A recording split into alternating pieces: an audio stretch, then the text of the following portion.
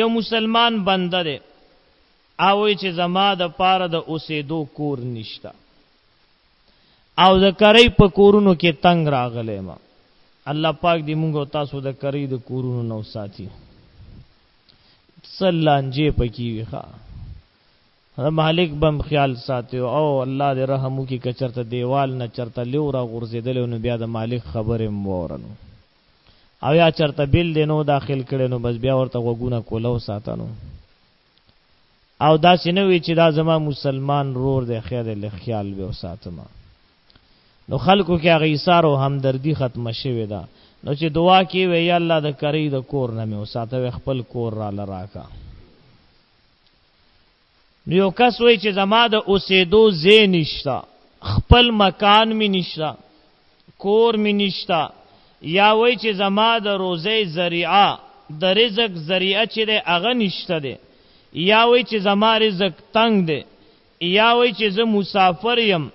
او د مسافرۍ په حالت کې زه لاچار یم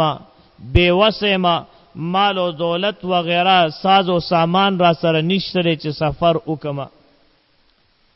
نو ګوره دا څومره مشکلات شو یو دا چې کور مې نشته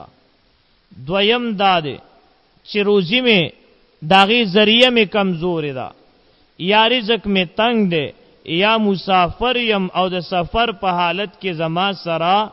سامان وغیره او اشیاء د سفر هغه را سره نشته دی نو آیا قرآن عظیم شان کې داسې وظیفه شته چې زه هغه ووایم او الله رب ذوالجلال جل جلاله زما دا مشکلات آسان کې نو مونږ وایو چې شته قرآن کې موجود دغه د سورۃ الاعراف آیات دی اتم سپاره دا او لسم نمبر آیات دی وَلَقَدْ مَكَّنَّاكُمْ فِي الْأَرْضِ وَجَعَلْنَا لَكُمْ فِيهَا مَعَائِشَ قَلِيلًا مَا تَشْكُرُونَ دا آیات با